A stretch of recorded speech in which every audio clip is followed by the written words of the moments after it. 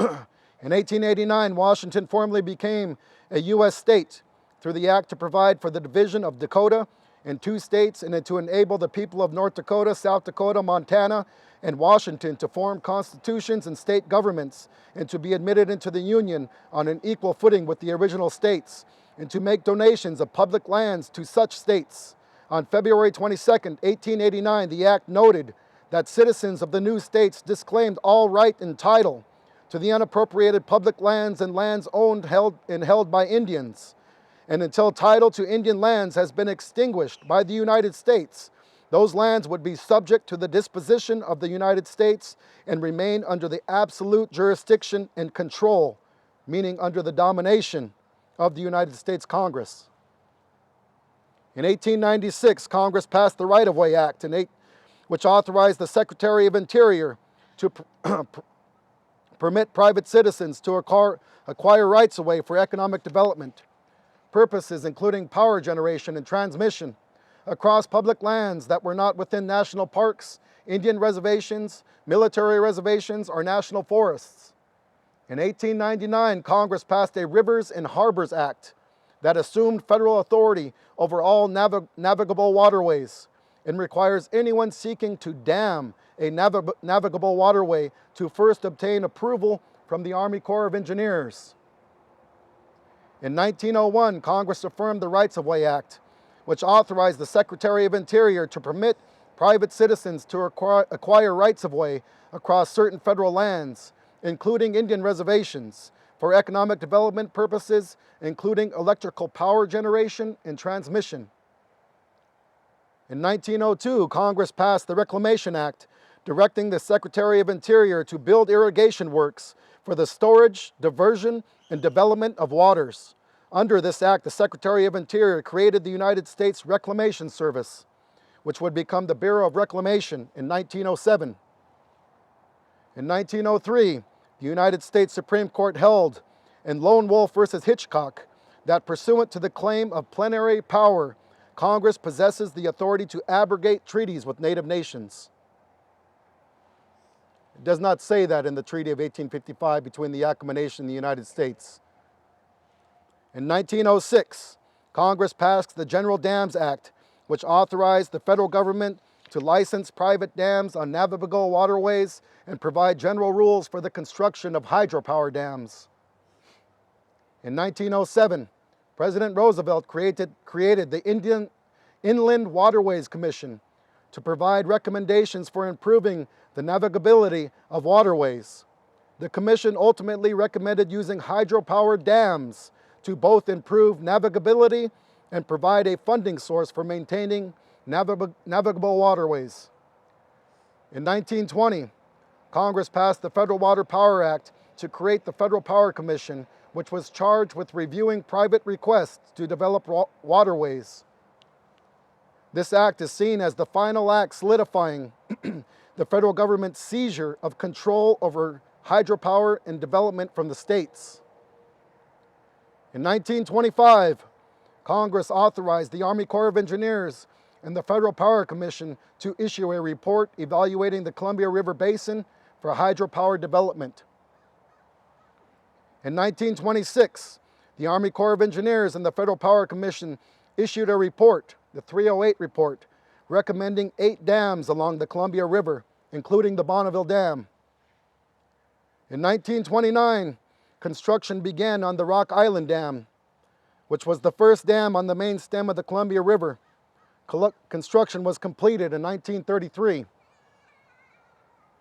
In 1932, the prior recommendation for a dam at Bonneville is reiterated in the House Document 103, which issues thousands of pages detailing opportunities for hydropower and navigability development of the Columbia River.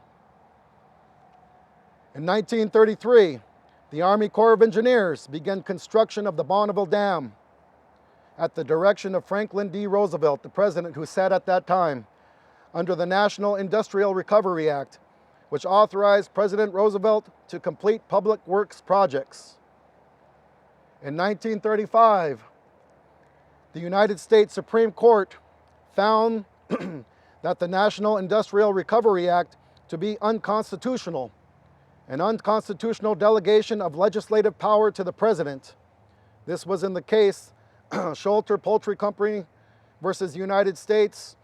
And then Congress then authorized the dam construction to remove any concern about the president's unconstitutional authorization for the dam. In 1937, Congress passed the Bonneville Project Act to authorize the completion of the construction of the Bonneville Dam.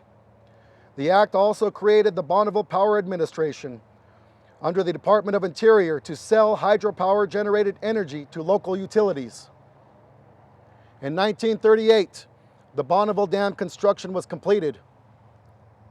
In 1945, Congress passed the Rivers and Harbors Act that authorized the construction of the McNary Dam, which was being lobbied by the Open River Navigation Association, the Umatilla Rapids Association, and the Umatilla Watershed Association. In 1945, the Army Corps of Engineers sent a colonel to meet with the Yakama Nation to discuss the future construction of the Dalles Dam. The talks broke down over the Yakama Nation's interest in protecting the usual and accustomed UNA sites, specifically at Celilo Falls. There was also significant conflict between the Yakama Nation, Umatilla, Warm Springs, and Nez Perce with regard to the historical right of who had occupied this territory. 1947, the construction of McNary Dam was started. In 1948, a flood wiped out Vanport, Oregon, and with it, any public opposition to the construction of the Dalles Dam. In 1950, Congress passed the Rivers and Harbors Act that authorized the construction of the Dalles Dam and the John Day Dam. In 1951, the Yakama Nation Tribal Council passed a resolution speaking to the opposition of Umatilla, Warm Springs, and Nez Perce on settlement discussions concerning Celilo Falls. The Army Corps of Engineers did not honor and eventually settled or had discussions with all. In 1952, the Army Corps of Engineers began construction on the Dalles Dam and also starts to negotiate in earnest with the Yakama Nation over the loss of fishing sites upstream of the Dalles Dam. In 1953, Congress appropriated funds for the Department of the Army to settle claims with the Yakama Nation related to the loss of fishing sites resulting from the Dalles Dam construction. 67 Stat 197. In 1954, the Yakama Nation and the United States entered into the Dalles Dam settlement. The Yakama Nation was provided funds for the destruction of the nation's usual and accustomed fishing grounds. In 1954, the construction of McNary Dam was completed. In 1957, construction of the Dalles Dam was completed. In 1968, construction of the John Day was started. And in 1972, construction of John Day Dam was completed. So here's the question of today's day. What legal basis did the United States have to dam the Columbia River, the Enchiwana, and to impair the Yakama Nation's treaty reserve fishing rights at all usual and accustomed places without first obtaining Yakama Nation's free, prior, and informed consent? Under what basis did that happen?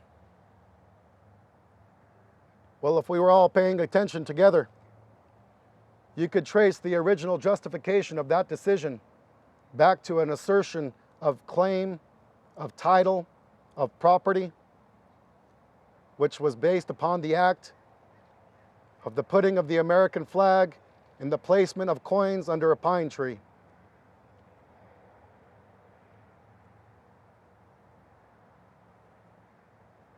What would we do collectively, regardless whether you're from the native nations of this territory, regardless of your background, no matter what race, creed, origin, religious belief, and our following? What would we collectively do about the understanding of what the truth is of history? The truth. Because these actions of the assertion of so-called original claim, title, domination, have never been repudiated. they still govern today. They still rule today. How do they rule today?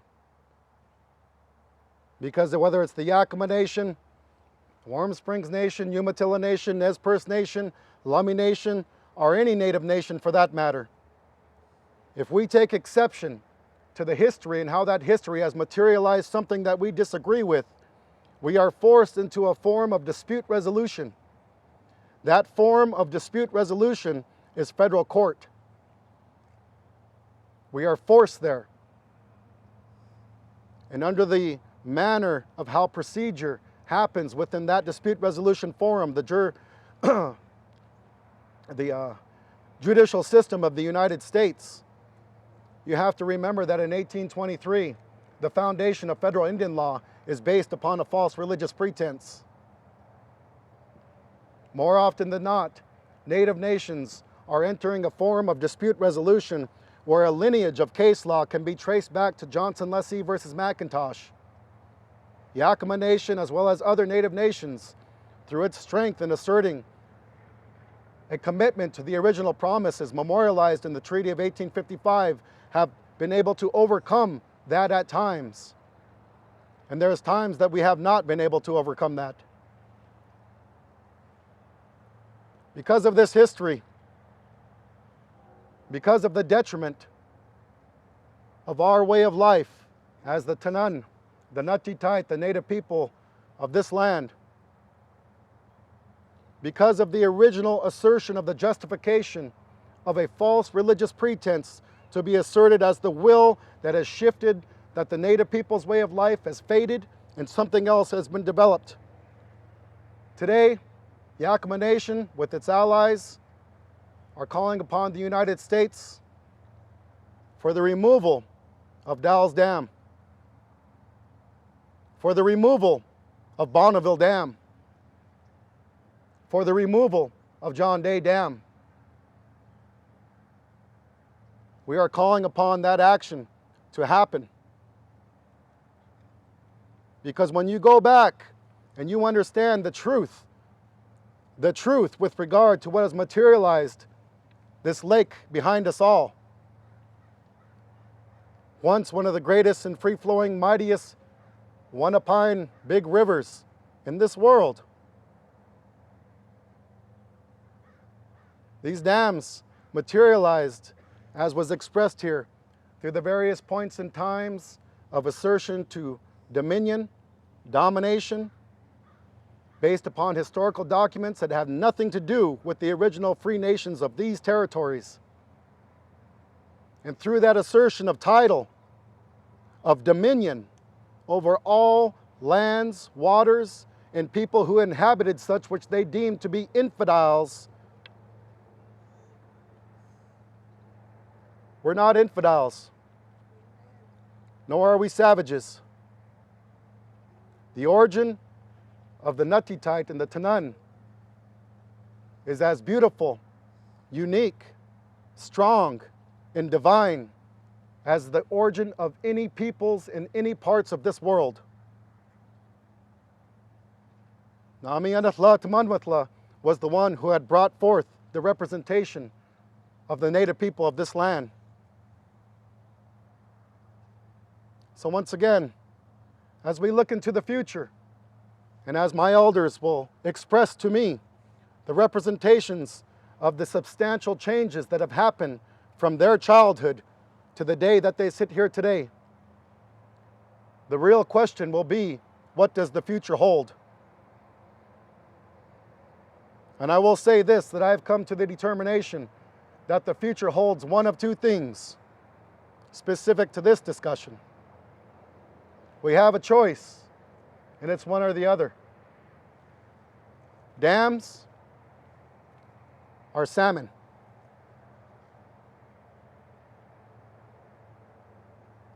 The Natitait, the Native people of this land, will be fighting for the Waikanish, for the salmon, for the water.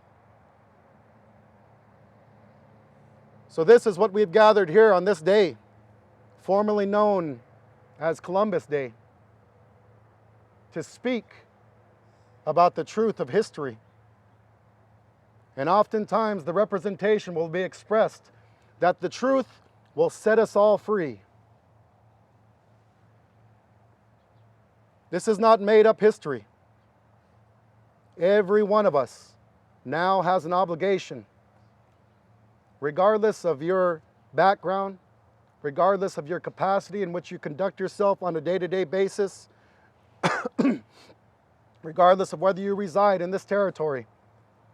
If you're a leader, if you're a politician, if you're a person who's advocating in the realm of science, if you're a person who's a U.S. citizen, if you're a person who's advocating under the principles of the U.S. Constitution and the principles that we should all be standing for, living for, righteousness, integrity, equality, justice for all.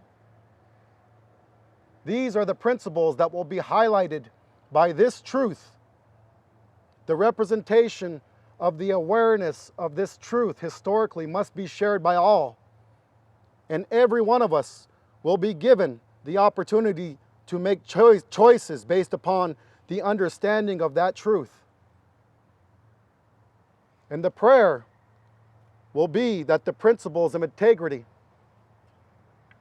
the principles of patience, of righteousness, of love, of compassion will shine brightly upon all those who are affected by the representation that has come forth today in the continued discussions and work that will happen into the future. We are giving all entities, jurisdictions, and individuals who represent such a chance to do the right thing. Why? Because we understand the truth of the history that has materialized this lake behind us all today.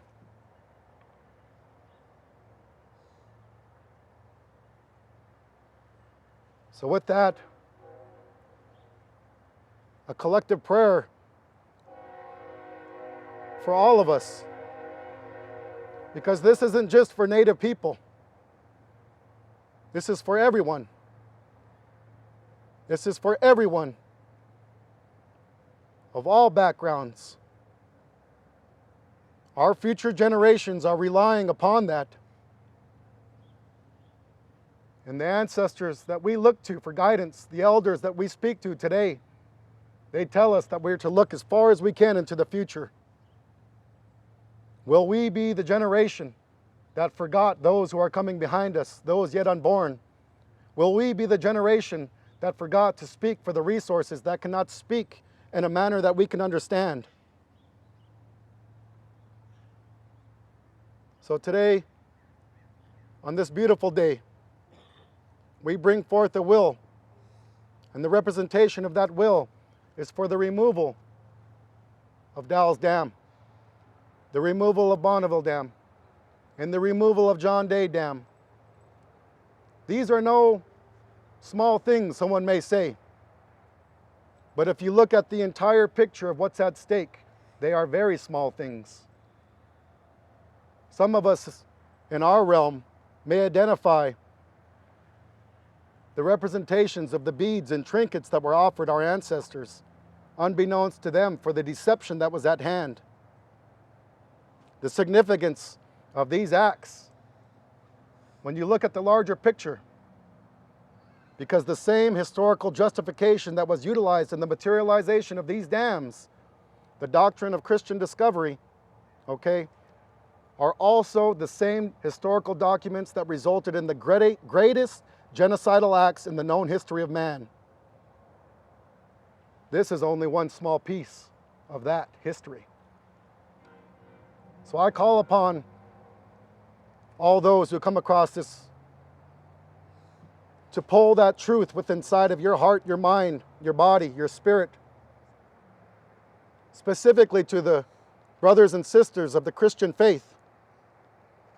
There are thousands, hundreds of thousands, nearly on the brink of millions of Christians who know this history.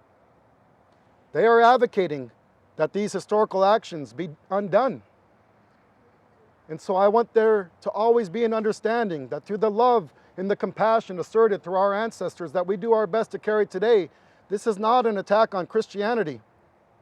If you were to see it for its truthful perspective, it is actually standing for the principles of Christianity and standing against those who have utilized that faith to do very detrimental acts upon peoples across the world.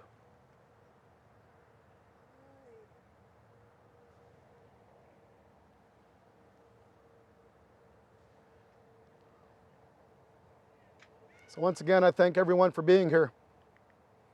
And I wish to say a Tawi Shamash. I have a love in my heart for this Enchuana. Been on this river since I was a child. I have a love in my heart for this land, for my elders who still live here, who still carry on and practice our way of life, for our ancestors, for our children, and for those who are coming behind, those yet unborn. With that, I say, Klaukush, and thank you very much. There will be other speakers that will follow me. But I thank you for being here this day. Klaukush.